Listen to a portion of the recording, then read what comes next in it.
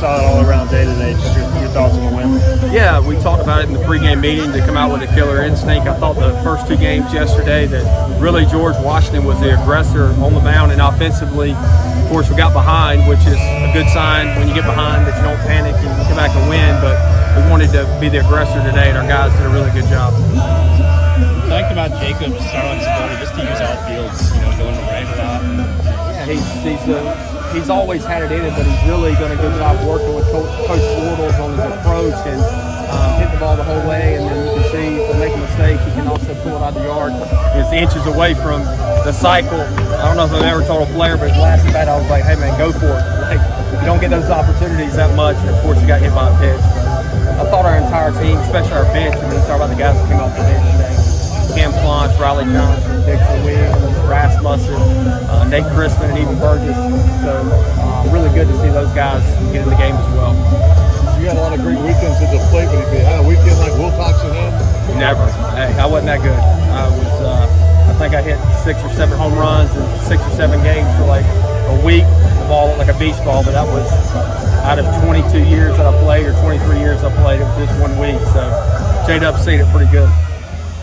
Scoring 23 runs, so that was pretty special.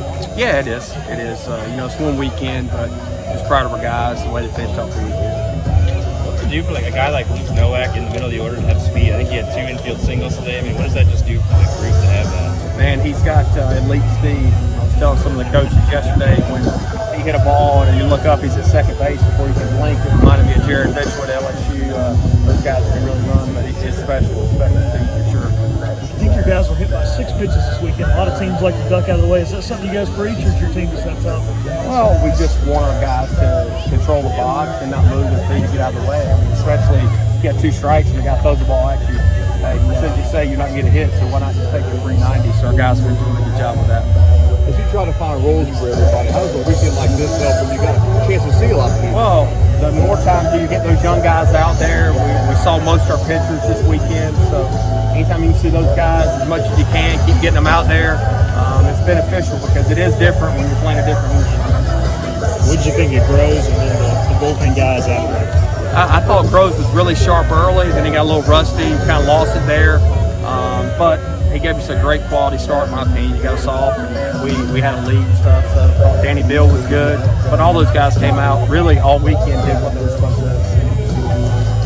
Crystal, do y'all hope to have him back sooner? No, it's going to be, I would say it's going to be at least a couple weeks, if not longer. So he's got a back injury, and we got to manage it. And it's not how you draw it up, but it is what it is. And it's allowed really Nowak to get into the DH role when he's taking the most of it. So really Nowak makes our team more dynamic because of the speed, and he's in the middle. So you got Hoove and him and guys like Nate Chrisman that can put pressure. JC can run. So a lot of different guys can run.